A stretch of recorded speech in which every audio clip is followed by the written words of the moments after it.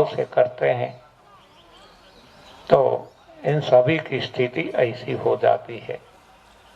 हम कहते हैं आपको जो भी चाहे मिलेगा, धन चाहिए धन मिलेगा, संपत्ति संतति चाहिए संतति मिलेगी,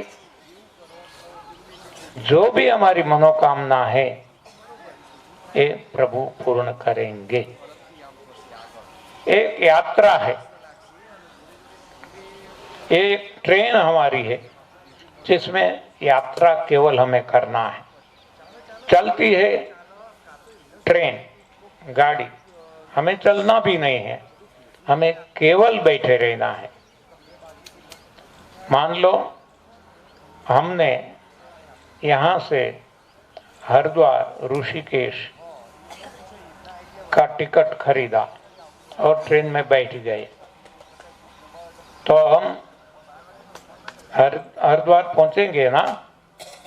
हमें क्या करना है? कुछ नहीं, बैठे रहना है, तो अवश्य हरिद्वार पहुंचेंगे।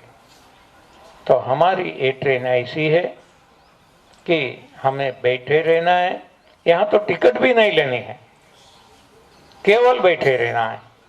तो ये हमारी ट्रेन हमें हरि के द्वार पहुंचा देगी।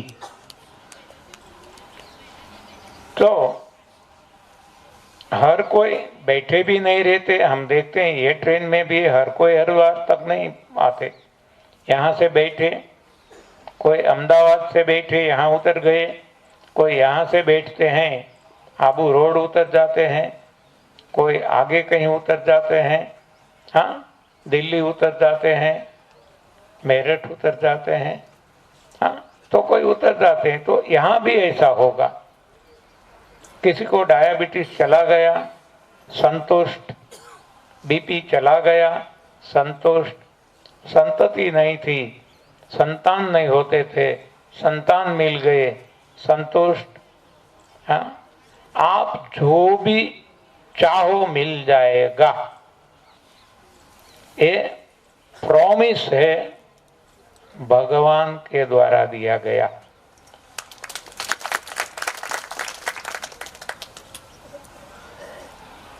तो अब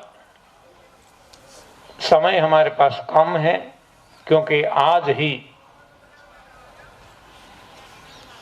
जितना हो सके हमें कवर करना है। तो अब हम डायरेक्ट जाएंगे, सुपर फास्ट ट्रेन चलाएंगे।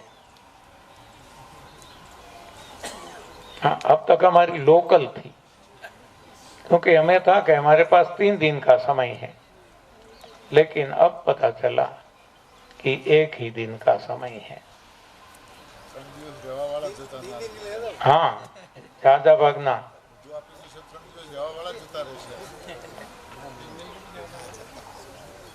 तो ऐसा तो नहीं होगा, शायद उल्टा होगा कि जो 1 दिन के लिए है तो वो रुक जाएंगे और 3 दिन रहेंगे। क्योंकि जीवन से और बढ़िया क्या हो सकता है। तो दिन तो और भी मिल जाएंगे। जो कुछ हमारे काम है 2 दिन शायद पीछे रह जाए तो ये तो कवर कर सकेंगे, क्योंकि जब शरीर ही सुदृढ़ बन जाता है तो हमारी एफिशिएंसी, कार्य क्षमता बढ़ जाती है, हमारा माइंड का कंसंट्रेशन बढ़ जाता है। तो कम समय में हमारे बहुत सारे काम निकल जाएंगे, तो ये हमें अफसोस नहीं रहेगा। एनीवे जो भी है होता रहेगा, लेकिन हमें तो एक दिन सोच के ही चलना है। 3 दिन का क्या पता, न जाण्યું जानकी नाथे सवारे શું થવાનું છે। हाँ, तो हमें क्या पता कल क्या होगा। तो जो भी करते हैं आज ही कर ले, अब ही कर ले। जो कल करे सो आज, आज करे सो अब। इसलिए हम ऐसा भी कहते हैं कि जब जागते हैं, उठते हैं, तब ऐसा सोचे कि आज मेरा अंतिम दिन है। हाँ, कल मैं देखने वाला नहीं हूं, आज मेरा अंतिम दिन है। क्यों? क्योंकि तभी हम कुछ कर पाएंगे कि बस आज एक ही दिन है हमारे पास, जो भी करना है कर लो। तो जो इम्पोर्टेंट वर्क है, प्रायोरिटी, वो वर्क हम करेंगे। कल जब उठेंगे वो ही रिपीट करेंगे। हमारे पास आज का ही दिन है। तो ऐसे हम जो भी कार्य करेंगे, फालतू जो करते थे वो अपने आप हट जाएंगे, निकल जाएंगे। यदि हम ऐसा सोचेंगे नहीं हमारे पास तो बहुत वक्त है, देख लेंगे, कर लेंगे, तो कभी कुछ नहीं होगा। तो यहीं भी हम वैसा सोच के चलते हैं। तो हमारा जो अनुभव है वहीं मैं डायरेक्ट आपको ले जाता हूं। मैं बहुत रोगिष्ठ था बचपन में। मैंने सारे प्रयास किए, रोग कम नहीं हुए, बढ़ते गए। तब ईश्वर की कृपा से मुझे एक सही रास्ता मिला। फरवरी 1993 में, जिससे मेरे रोग कब चले गए मुझे पता नहीं चला। तो इसमें क्या था कि सबसे मुझे पहले पता चला कि ये जो देह है पंच तत्वों से बना है, और हमारा ही नहीं, जितने भी पशु पक्षी प्राणी हैं इन सभी के देह पंच तत्वों से बना है। हर कोई निरोग है, केवल इंसान ही रोगिष्ठ है। तो कोई राज तो होना चाहिए। इंसान को ही रोग है तो इसके पीछे कुछ न कुछ, कोई ना कोई वजह होनी चाहिए। तो क्या ये हमें एक पिक्चर के गीत से पता चला कि देख तेरे संसार की हालत क्या हो गई भगवान, देख तेरे संसार की हालत क्या हो गई भगवान, कितना बदल गया इंसान। सूरज न बदला, चांद न बदला, ना बदला आसमान, कितना बदल गया इंसान। हम देखते हैं हर कोई स्टेजेस पे हमने बदलाव किया है। देखो, जब भी से सृष्टि का सर्जन हुआ, आप देख लो, हाथी, घोड़ा, भैंस, बैल, शेर, चीता, टाइगर, कोई भी पक्षी, किसी में आपको कोई बदलाव नहीं दिखेगा। जबकि हम देखते हैं कि सृष्टि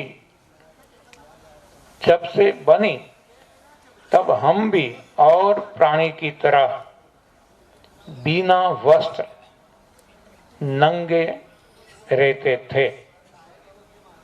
हमने इसमें बदलाव किया, वस्त्र पहनना शुरू किया, और इसमें भी कितना बदलाव।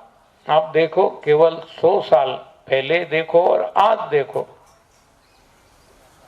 हमारे माँ बाप, दादा दादी थे, उनका जो पहनते थे कपड़े वो कैसे थे, आज कैसे हैं। हमारी माताजी वो घूमटा निकालती थी, आज कोई घूमटा निकालते हैं तो हम ऑर्थोडॉक्स कहते हैं। हाँ, कितना बदलाव हर कोई क्षेत्र में आप देख लो। तो हम ज्यादा चर्चा नहीं करेंगे, लेकिन हम रोग या तो देह के बारे में जो बात करते हैं तो इसकी चर्चा करेंगे। तो देह बना है पंच तत्व से, पंच तत्व मिलता है भोजन से। तो हम भोजन में देखें कि कितना बदलाव हमने किया। देखो भगवान राम क्या खाते थे। रामचरितमानस जो देखेंगे तो पता चलेगा, वहां बार बार बताया गया है कंद, मूल, फल, पत्ती और पानी। भगवान श्री कृष्ण ने क्या बताया है? पत्रम, पुष्पम, फलम, तोयम। वही बात है। हम ये भी मानते हैं कि मानव जो है वानर से बना है। वानर क्या खाता है? वही पत्तियां, फल। तो हम देखते हैं कि ये सारे जो वो निरोग रहे, सशक्त रहे। तो हमने इसमें बदलाव कर लिया। तो आज हम क्या खाते हैं ये हर किसी को पता है। दाल चावल रोटी पूरी पराठे, पानी पूरी, भेल पूरी, पूरन पूरी। हाँ, इस तरह से आगे आगे आगे आगे बदलाव करते करते करते आज हम कहाँ पहुंचे? करेक्ट। हाँ, बर्गर और पिज्जा। तो ये जो पिज्जा है ये बदलाव करते करते इसको हमने पिज्जा नाम दिया। लेकिन दाल चावल रोटी है, बाजरी की रोटी, गेहूं की रोटी, कोई भी है, ये हर कोई पिज्जा ही है। ये पिज्जा का ओरिजिनल स्वरूप था। ये बदलते बदल के आज का स्वरूप पिज्जा का जो आज हम खाते हैं ऐसा हो गया।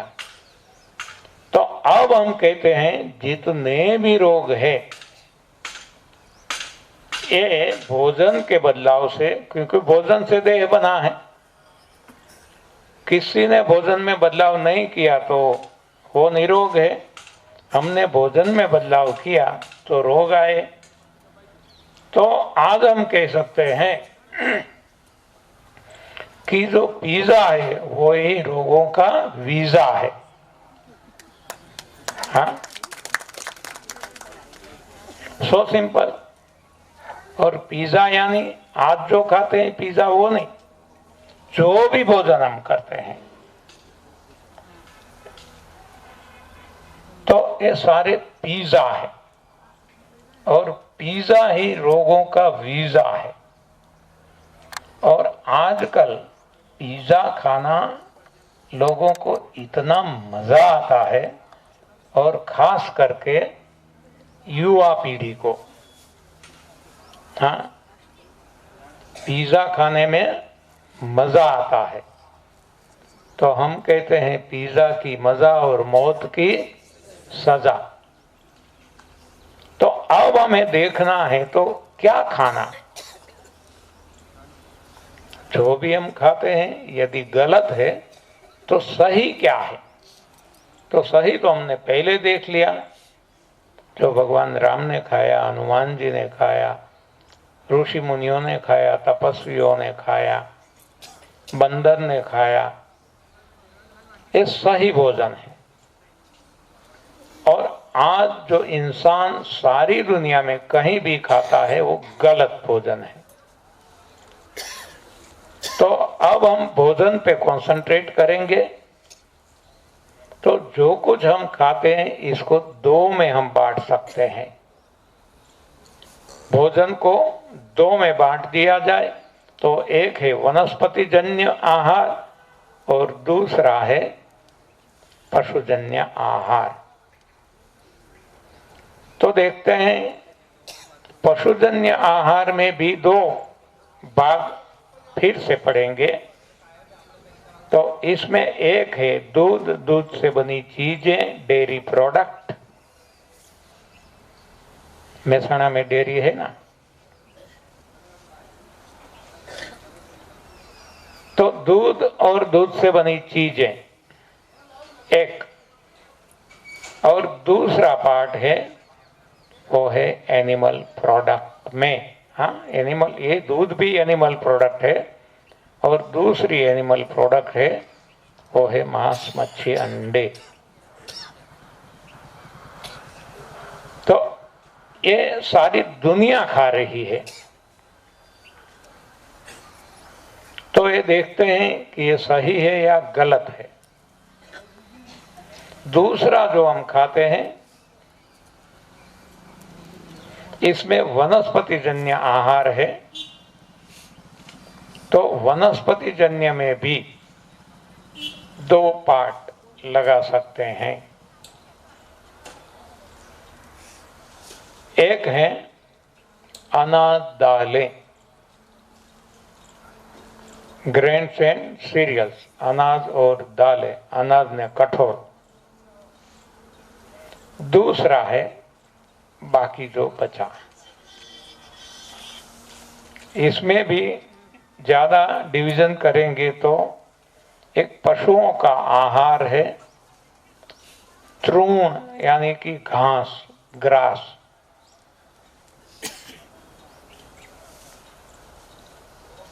और दूसरा जो आहार है वो है सलाद, सब्जी, फल।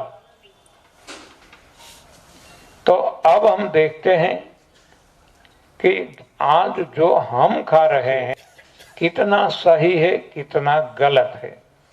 सही किसको कहेंगे कि जिससे रोग ना हो और शरीर को पोषण मिले। गलत किसको कहेंगे कि जिससे कुपोषण हो और रोग भी हो। तो इस सही गलत देखने का प्रयास हम करेंगे। तो पहले लेते हैं एनिमल प्रोडक्ट।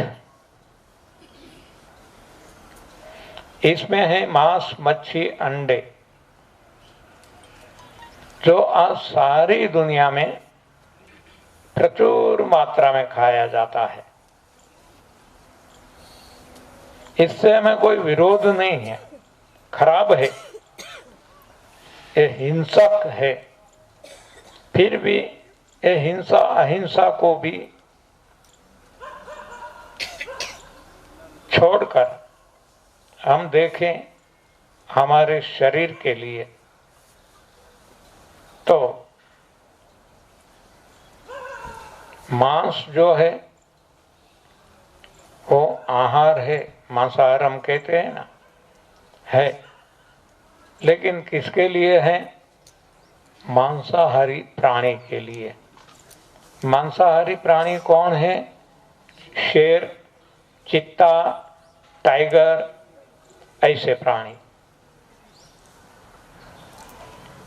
केवल देखने से भी हमें पता चल जाएगा, जो देखने में भी एकदम विकृत और विकराल है। उनके आंतरिक रचना भी हमारी रचना से अलग ही है। तो मांस आहार होते हुए भी ये शेर, चीते, टाइगर ऐसे मांसाहारी प्राणियों का वो आहार है, मानव का नहीं है।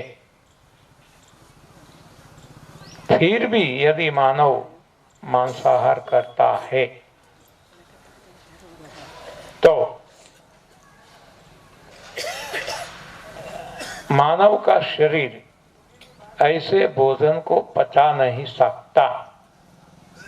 अपच रहने से वो सड़ता है। सड़ता है तो इसमें से दुर्गंध वायु उत्पन्न होती है, और इसमें से श्लेष्मा, म्यूकस, कफ बनने लगता है। इसका स्वाद बिगड़ जाता है, खट्टा हो जाता है, एसिडिक हो जाता है।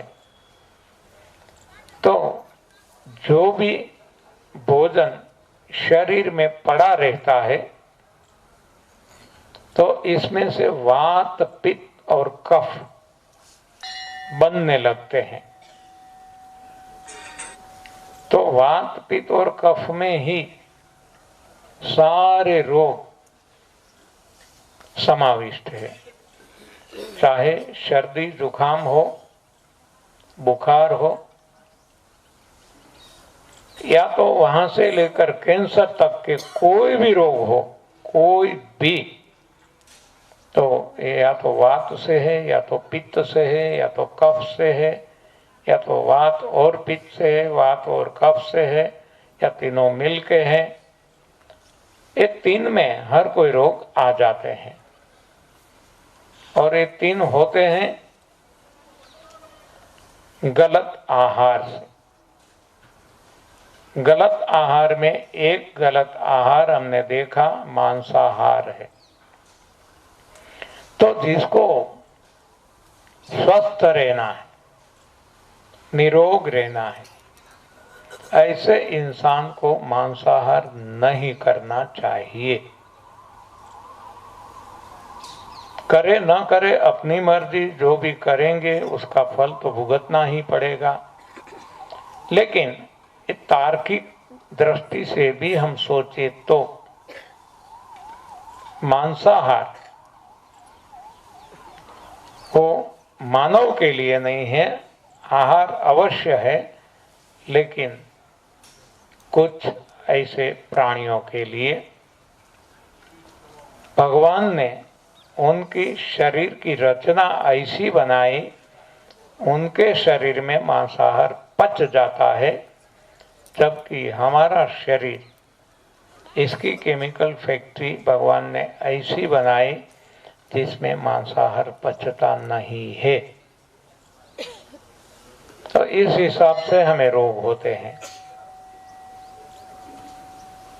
दूसरा कारण, पशुजन्य आहार में दूसरा हमने देखा वो है दूध। मैं किसान हूं, आज भी हमारे घर जमीन है, खेती करते हैं, फार्मिंग करते हैं। हम ऐसा मानते थे कि दूध संपूर्ण आहार है, दूध से विटामिन, प्रोटीन सब कुछ मिलता है, दूध से ताकत मिलती है, तो हम दूध बहुत ही पिया करते थे। और दूध के लिए हम गाय और भैंस दोनों घर पे रखते थे। जब तक दूध पिया, रोग बढ़ता ही गया। एक नहीं, जितने भी रोग थे बढ़ते ही गए। लेकिन उस वक्त पता नहीं था, इसलिए पीते थे। उस वक्त मानते थे कि दूध पीने से ताकत आती है, दूध से कैल्शियम मिलता है, जिससे हड्डियां मजबूत रहती है। ऐसे ख्यालों से हम दूध पीते रहे। दूध से बनी चीजें, दही, छाछ, मक्खन, घी, मावा, मिठाइयाँ, पनीर, ये सब कुछ खाते रहे। लेकिन जब से पता चला कि दूध हमारा भोजन अवश्य है, लेकिन जब तक प्रभु ने अपनी माता को हमारे लिए दूध दिया, तब तक ही वो दूध हमारे लिए अमृत है, हमारे लिए भोजन है। अब जरूरत खत्म होने से भगवान बच्चे को दांत दे देते हैं, और दांत देने के बाद माँ का दूध बंद कर दिया जाता है। देखो, ये सिस्टम सारे विश्व में देखने को मिलती है। साथ में हम ये भी देखते हैं कि जो निरोग है वो कभी अपने बच्चे को पराई माँ का दूध नहीं देता। कोई भी देख लो, गाय हो, भैंस हो, बकरी हो, कोई भी अपने बच्चे को पराई माँ का दूध ये माताएं नहीं देती। जबकि हमारी माताएं बलात् पिलाती है, बलात्। एक भी बच्चा आज तक ऐसा पैदा नहीं हुआ है जिसको पराई माँ का दूध पसंद हो। लेकिन एक भी माँ आज ऐसी नहीं है जो बिना दूध पिलाए, हाँ, बलात् पिलाती है, बलात्। क्यों? वो बच्चे का अहित नहीं चाहती है, लेकिन भ्रमणाएं हैं, गलत सोच है, गलत ज्ञान है। माताएं जानती है, सारा समाज भी जानता है, मानता है, जानता है कि दूध से कैल्शियम मिलता है, तो हड्डियां को मजबूत रखने के लिए, दांत को मजबूत रखने के लिए दूध अति आवश्यक है। खुद भी पीते हैं, बच्चों को भी पिलाते हैं। हम भी पीते थे, जब तक नहीं मालूम था। हमें जब से पता चला, आज 27 साल हो गए, हमने कभी न दूध पिया, न दूध से बनी कोई चीज खाई। 27 साल हो चुके हैं और पता चल चुका है। तो अब लाइफ लॉन्ग हमारे जीवन में दूध नहीं आएगा। तो हमने ये प्रयोग बच्चों पे भी किया। जो भी नए नए बच्चे हमारी फैमिली में जन्म लेते हैं, तो ऐसे नवजात शिशु को हम दूध नहीं देते पराई माँ का। अपनी माँ का जब तक भगवान देते हैं तब तक ही उसके लिए सही भोजन है। जैसे ही भगवान खींच लेते हैं तो न डेयरी का दूध, न गाय भैंस भेड़ बकरियों का दूध हम हमारे संतान को कभी नहीं देते। और हमने ये भी देखा, ऐसे संतान ये प्रयोग करते करते आज वो 8वें स्टैंडर्ड में आ गए, यानी कि 13 इयर्स के हो गए हैं, 13 साल के। एक भी बार, हाँ, ऐसा एक ही बच्चा ऐसा नहीं है, ऐसे बहुत सारे बच्चों पे हमारा प्रयोग चल रहा है। और इन सभी बच्चों में से एक को भी एक बार भी डॉक्टर के पास लेके जाना नहीं पड़ा है। न सर्दी, न जुकाम, न बुखार, कुछ भी नहीं।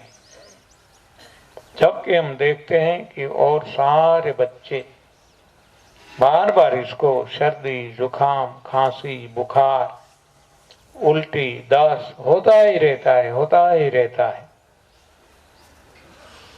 लेकिन हमने देखा ऐसा कुछ भी, जिस बच्चों को दूध केवल बंद कर दिया, नहीं दिया, तो उनको कभी डॉक्टर के पास जाना नहीं पड़ा और जाना नहीं पड़ेगा। वो खुद कहते हैं, आज तो समझदार हो चुके हैं।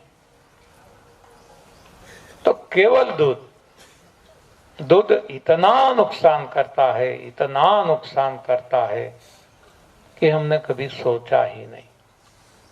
केवल दूध बंद करके आप देख लो कि कितना फायदा होता है। नहीं होता है, मान लो ऐसा कभी नहीं होगा, असंभव, लेकिन किसी को ऐसा लगता है कि हमें दूध छोड़ने से तो कोई फायदा नहीं हुआ, तो फिर से शुरू कर दें और जितना छूट गया वो भी इन एडिशन ले ले। हाँ, कौन मना करता है? लेकिन प्रयोग तो करो, प्रयोग करेंगे तब पता चलेगा ना। दूध के बारे में जितना भी कहा जाए, जितना भी, ये 3 दिन तो क्या 10 दिन का सेमिनार भी केवल दूध के लिए बोलते रहें तो भी कम पड़ जाएगा, क्योंकि इतनी जड़ें दृढ़ हो चुकी है कि इसको निकालना बहुत ही मुश्किल है। इम्पॉसिबल तो नहीं है, अशक्य नहीं है, लेकिन मुश्किल बहुत है। और जिसकी समझ में आ जाता है, एकदम सहज है, तुरंत छूट भी जाता है, तो समझना जरूरी है।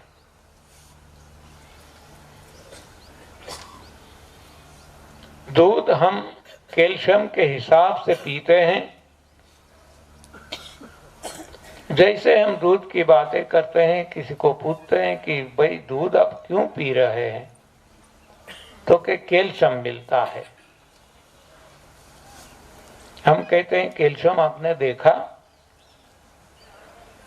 कैसे रंग का है, कितने हाथ है, कितने पैर है, कितनी पूंछ है, कितनी सींग है, कितना इसका देखाव है, किसी ने नहीं देखा। लेकिन ये तोता ज्ञान है जो स्कूल कॉलेजेस में पढ़ाया गया कि दूध से कैल्शियम मिलता है। तो हम एक सवाल और भी पूछते हैं कि मिलता होगा, चलो, तो जरूरत क्या? कैल्शियम की जरूरत क्या? कैल्शियम की जरूरत है तो दूध लेना पड़ता है ना। तो कैल्शियम की जरूरत क्या? तो तुरंत कहते हैं, हर कोई कहते हैं कि हड्डियां को मजबूत बनाने के लिए। दांत भी हड्डियां हैं, तो दांत और हड्डियां को मजबूत बनाने के लिए और मजबूत रखने के लिए हम कहते हैं कोई बात नहीं, जरा सोचते हैं, हमारे दिल और दिमाग से, हमारी कॉमन सेंस को काम में लाते हैं। हम देखते हैं कि जितने भी प्राणी हैं इस सृष्टि पे, जितने भी प्राणी, ज्यादातर हर किसी के शरीर में हड्डियां है, कम या ज्यादा, जैसा जितना शरीर। तो स्वाभाविक है कि हर हड्डियां को कैल्शियम की आवश्यकता पड़ती ही है, और कैल्शियम के लिए दूध लेना जरूरी है। तो हर कोई प्राणी को दूध लेना चाहिए। सो सिंपल, ये तो तर्क है, लॉजिक है, हम समझ सकते हैं। तो हम देखते हैं कि कौन दूध पीता है? कोई भी नहीं। तो किसकी हड्डियां कमजोर हो गई? जो दूध पीते हैं उनकी हड्डियां ही कमजोर है। जो दूध पीते हैं उनके ही दांत सड़ते हैं, पड़ते हैं और डेंचर लगते हैं। आप देखना, कोई भी प्राणी को डेंचर नहीं होते। हम क्या कहेंगे कि वो तो प्राणी है, उनका डेंचर कौन बनाए? ऐसा नहीं है। आप देख लेना, कितना भी वृद्ध प्राणी है, चाहे गाय हो, भैंस हो, घोड़ा हो, हाथी हो, कोई भी, अरे वहां देखने ना जाए तो कहीं इसकी खोपड़ी भी मिल जाए, देख लेना, उनके सभी दांत इंटैक्ट होते हैं। वैसे ही न वो ब्रश करते हैं, न टूथपेस्ट लगाते हैं, न दांतुन करते हैं, न कुछ और करते हैं, कुल्ले भी नहीं करते, और फिर भी उनके दांत नहीं गिरते। जबकि हम ये सब कुछ करते हुए भी हमारे दांत सड़ते हैं, पड़ते हैं, डेंचर लगते हैं। तो अब हम समझ सकते हैं कि ऐसा क्यों, क्योंकि वो दूध नहीं पीते और हम दूध पीते हैं। ऐसे जब समझ में आया, हमारा दूध छूट गया, तो जितने भी मेरे दांत बचे हुए हैं एकदम मजबूत हो गए। पहले मैं नाना प्रकार के ब्रशेस, दांतोन, ये सब कुछ किया करता था, कभी हल्दी, कभी नमक, ये सब कुछ भी लगाया करता था।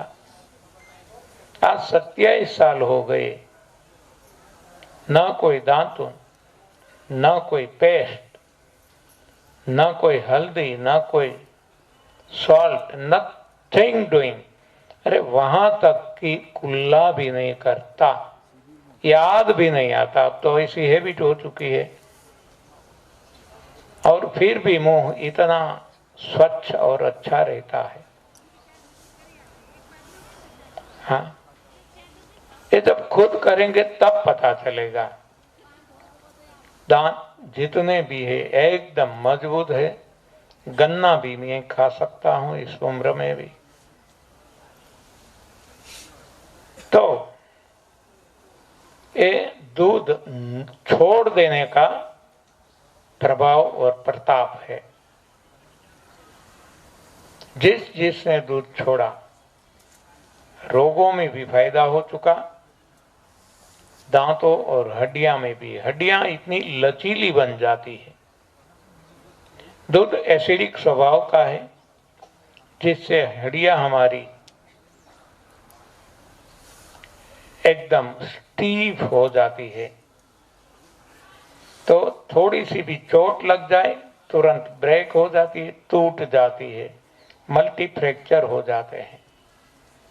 आज हम भी गिरते तो हैं, लेकिन हमारी हड्डियां टूटती नहीं है, इतनी लचीली हो चुकी है। तो हमने दूध पीना क्यों पसंद किया? हाँ, पहले ही हमने देखा कि जो भी कुछ क्रिया करते हैं इसके पीछे कोई सोच है, विचार है। तो विचार भी हमने देख लिया कि दूध से कैल्शियम मिलता है, विटामिन, प्रोटीन, ताकत, ये सब कुछ मिलता है, तो हम दूध पीते हैं। अच्छा, ये सोच कहां से आई? ऐसे विचार कहां से आए? विचार उठते हैं मन से, और मन में जो संस्कार है वो कहां से आते हैं? एक तो समाज से, और दूसरा मेन सोर्स है वो है स्कूल, कॉलेजेस। हाँ, जो भी हम सीखते हैं स्कूल कॉलेजेस से सीखते हैं, और जो भी सीखते हैं उसको हम सही मानते हैं।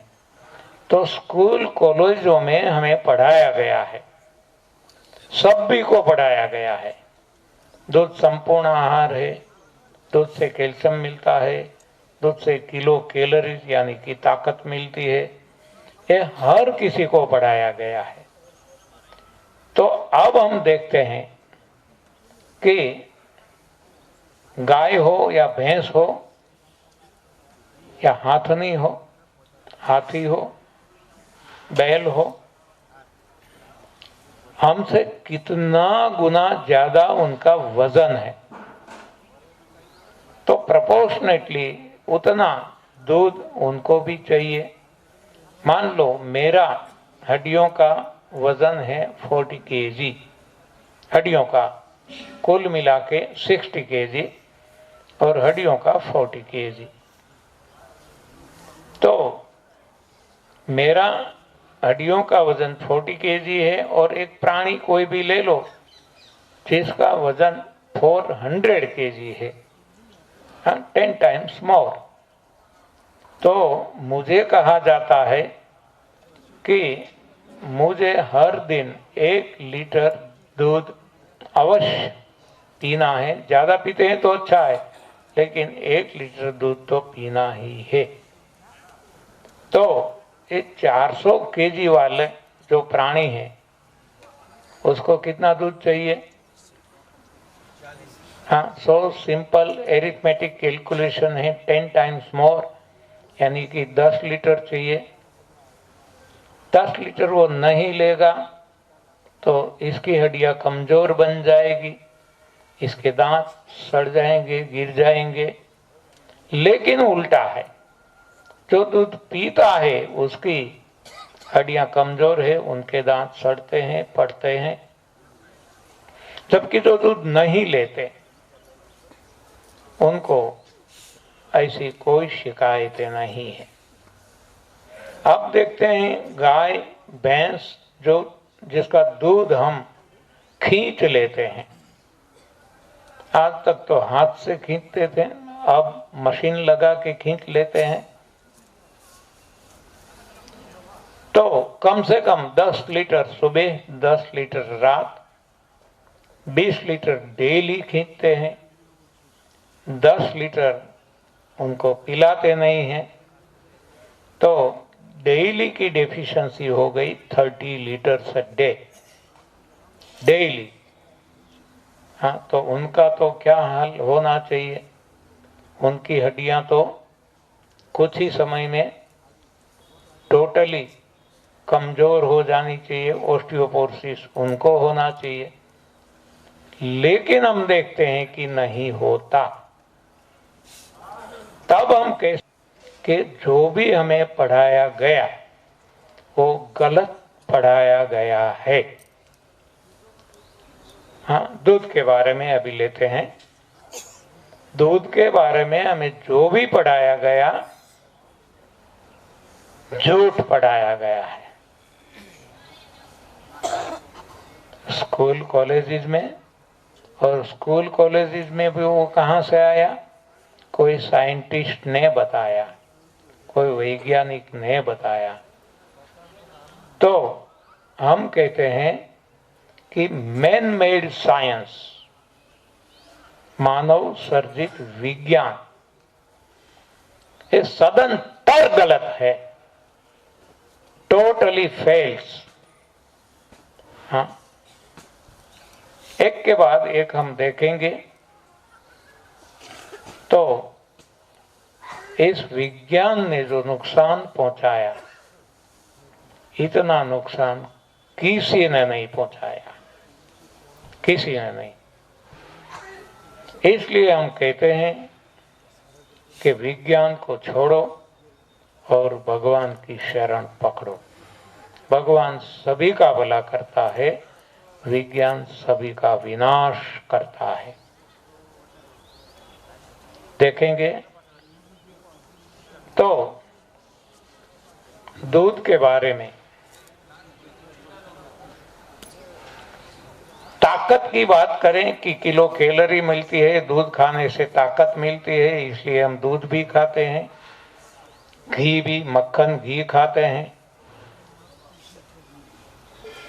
तो हम देखते हैं कि इस सृष्टि में ताकतवर प्राणी कौन है? तो एक तो है हॉर्स, घोड़ा।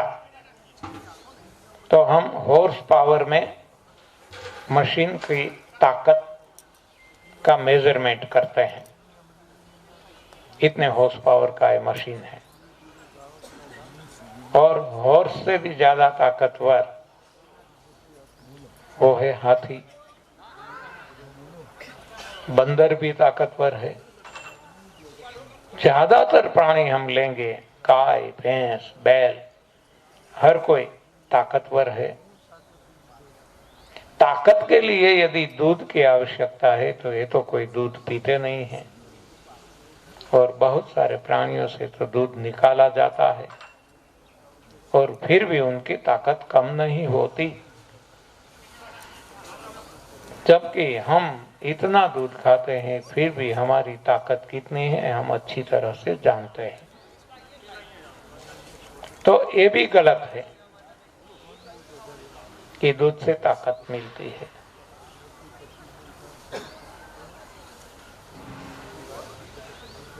एक ऐसी भी मान्यता है कि भगवान श्री कृष्ण ने दूध पिया था, मक्खन खाया था, तो हम कहते हैं वो भी गलत है। जितना ये साइंस गलत है, मैन मेड साइंस, उतनी ही एक कथाएं गलत है। मैन मेड जो इंटरप्रिटेशन किया गया, गलत इंटरप्रिटेशन किया गया है। भगवान ने न कभी दूध पिया है न मक्खन खाया है, कैसे पता चलेगा? कि दूध पीना होता तो अपने घर पे ही गाय कितनी थी, माता यशोदा कभी मना नहीं करती, तो बाहर जाने की जरूरत नहीं पड़ती। लेकिन वो बाहर गए और वहां जो दूध बेचने को जाती थी महियर गोपियां, उनको यदि बता दिया होता कि हमें दूध पीना है तो लाइन लगती कि पहले हमारा ले लो, पहले हमारा ले लो, हम धन्य हो जाएंगे। लेकिन ऐसा नहीं हुआ। दूसरा रास्ता ये था कि मान लो कि मांगा और नहीं दिया गया तो कन्हैया वैसे भी नटखट था, तो ये छीन लेता और साले बाल ग्वाल मिलके पी जाते। ऐसा भी नहीं हुआ। लेकिन क्या हुआ? मटुकी तोड़ी है, तो मटुकी तोड़ने से दूध अपने पेट में तो नहीं जाता। तो ये जो कथाएं कही गई है ये सरासर झूठ है।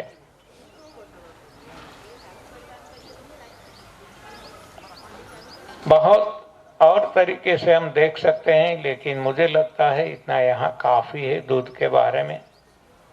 अब हम कहते हैं कि ये सारे तर्क है, तो हम कहते हैं कि प्रयोग करके देखा जाए, तब सही गलत का पता अपने आप चल जाएगा। हमने किया है, इसलिए हम सारे समाज को बताते हैं। आप भी प्रयोग करके देख लो, आपको पता चल जाएगा। तो यहाँ प्राणी भोजन की बात खत्म करके अब हम आते हैं वनस्पति जन्य आहार। जूस तैयार है? जूस रेडी है क्या? ओके, कहीं वांधो नहीं। क्या हमें एक टॉपिक बीजो बतावी लीए। तो ये है वनस्पति जन्य आहार। तो वनस्पति जन्य में हम देखते हैं कि वनस्पति खुद फल देती है, लेकिन खाती नहीं है। आप देखना, कोई भी वनस्पति फल देती है, खाती नहीं है। क्यों? उनको भी पता है कि फल ये मेरा भोजन नहीं है, मेरा भोजन ये हवा और प्रकाश है। उसी तरह हम देखते हैं कि वनस्पति जन्य आहार में सबसे भारी, कड़क, कठिन तोड़ने में वो है कठोल, गुजराती में सीरियल, दालें। ये सबसे भारी है, टूटता ही नहीं। तोड़ने का प्रयास करते हैं तो एक में से दो भाग हो जाते हैं, इसलिए इसको द्विदल भी कहा जाता है। इतना हार्ड टू ब्रेक, जो हमारा दांत कभी तोड़ भी नहीं सकता, चबा भी नहीं सकता। तो यहां स्पष्ट है कि वो हमारा भोजन नहीं है। तो किसका है? तो हम देखते हैं कि भगवान ने पक्षियों को चोंच दी, दांत नहीं दिए, डाढ़े नहीं दी, चोंच दी। चोंच की मदद से वो ये दाने चुम लेते हैं और पेट में डाल देते हैं। देखो, उनकी जो केमिकल फैक्ट्री है पक्षी के शरीर में, इतने हार्ड, इतने सख्त दानों को वो तोड़ डालती है और पिघाल देती है और पचा लेती है। तो ये केवल पक्षियों के शरीर में है और किसी के शरीर में ऐसी व्यवस्था भगवान ने नहीं की है। तो हम देखते हैं सारी सृष्टि में पक्षियों के अलावा कोई न अनाज न दालें खाते हैं। केवल एक इंसान ऐसा है जो अनाज और दालें दोनों खाता है और जो पचता नहीं, और वातपित्त कफ होने से नाना प्रकार के रोग होते रहते हैं। तो ये दूसरा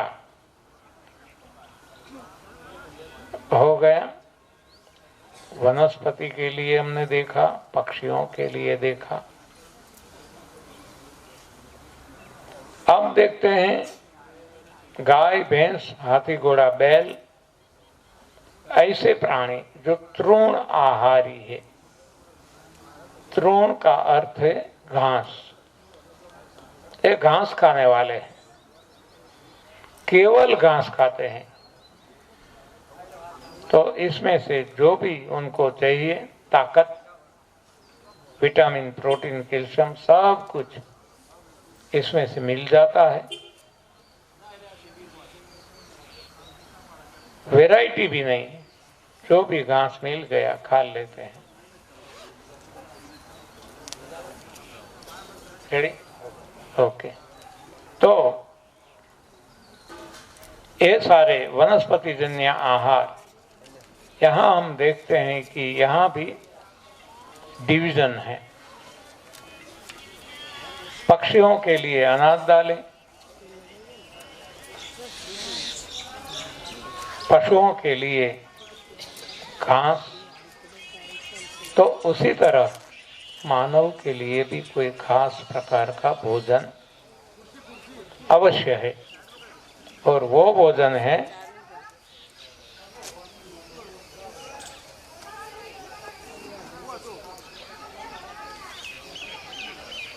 तो वो भोजन है, हमने देख लिया, जो हनुमान जी ने किया, भगवान राम ने किया, तपस्वियों ने किया, जो बंदर खाते हैं। तो ये मानव का भोजन है, यानी कि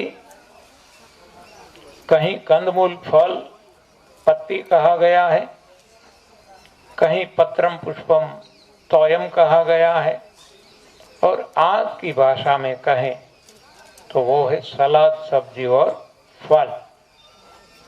तो ये हमारा मानव का भोजन है। और कैसा? बिना आग पे चढ़ाए। तो ये तीनों दिन आपको ऐसा भोजन भी यहाँ दिया जाएगा। ये प्रैक्टिकल निदर्शन है, डेमोन्स्ट्रेशन है। तो अब जूस हमारे लिए तैयार है।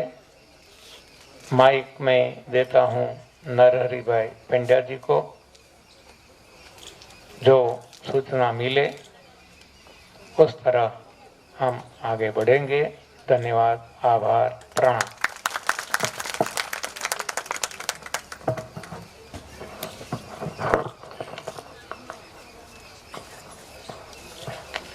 હવે જ્યુસ તૈયાર છે। તમને દરેકને પાસ આપેલા છે.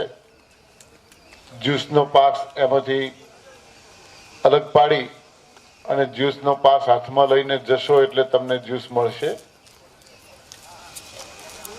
જે પ્રમાણે વ્યવસ્થા કરેલી હોય, બહેનો માટે અલગ હોય તો બહેનો ત્યાં જશે, ભાઈઓ માટે અલગ હોય તો ભાઈઓ ત્યાં જશે. તમે ગ્લાસમાં જે ગ્લાસ તમારા હાથમાં આવે એ ગ્લાસને તમારે પકડી રાખવાનો છે. એક વખત લાઈનમાં ઊભા રહીને જ્યુસ લીધા પછી બીજી વખત જ્યારે લેવાની ઈચ્છા થાય ત્યારે ફરી પાછા આપણે વચ્ચે લાઈનમાં ન ઘૂસતા છેલ્લે ઊભા રહીએ.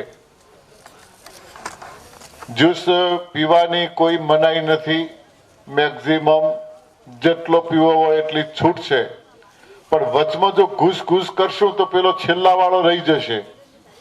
એટલે એક વખત આપણે લઈ લઈએ ને પછી બીજી વખત ફરી પાછા છેલ્લે લાઈનમાં આપણે ઊભા રહીએ. એ પ્રમાણે વ્યવસ્થામાં સહકાર આપીશું. મેં કહ્યું એમ 1 સેકન્ડ બગાડવાની નથી. જ્યુસ પીધો નથી કે તરત જ અહીંયા પાછા આવવાનું છે. ફ્રેશ થવા માટે મંદિરની પેલી બાજુના ભાગમાં ફ્રેશ થવા માટેની વ્યવસ્થા છે. બેસો, જે બહુ સરસ કાર્યક્રમ જોવાનો બાકી છે. 2 મિનિટ. ફ્રેશ થવા માટેની વ્યવસ્થા ભાઈઓ બહેનો માટે પેલી બાજુ છે, મંદિરની પેલી સાઈડે. ખેરાલુથી ડાયાભાઈ આપણી સમક્ષ આવેલા છે. આમ તો પછી આપણે એમને પ્રોગ્રામ આપવાના છીએ, પણ તેઓ સાહેબનું સન્માન કરવા માંગે છે. અને ડાયાભાઈનું સન્માન એટલે એક અલગ સન્માન છે. આવો ડાયાભાઈ. ધન્યવાદ.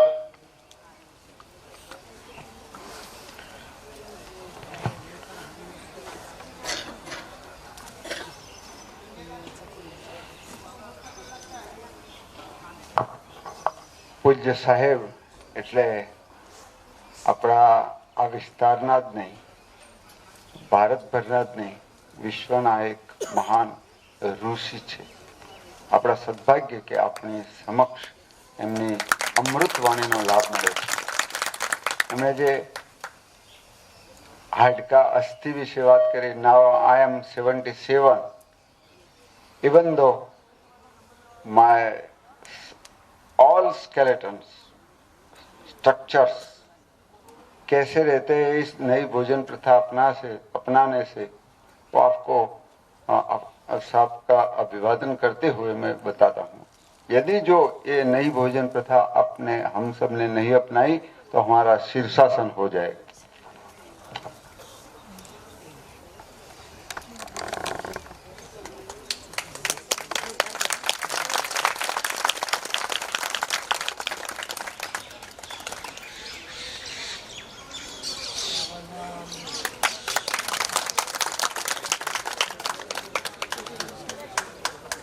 और उनके आगे आके हमारा मन मयूर डांस करने लगता.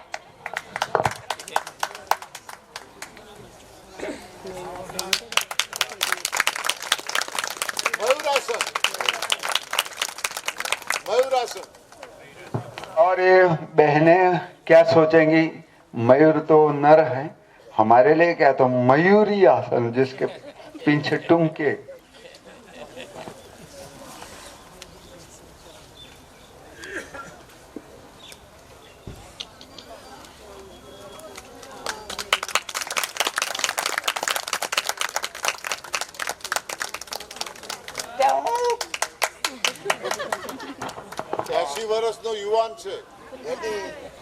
जो मैं साहब को प्रणाम नहीं करता तो मैं नगण्य बन जाता. हम सब हाथों से प्रणाम तो करते हैं, लेकिन मैं पैरों से प्रणाम करूंगा.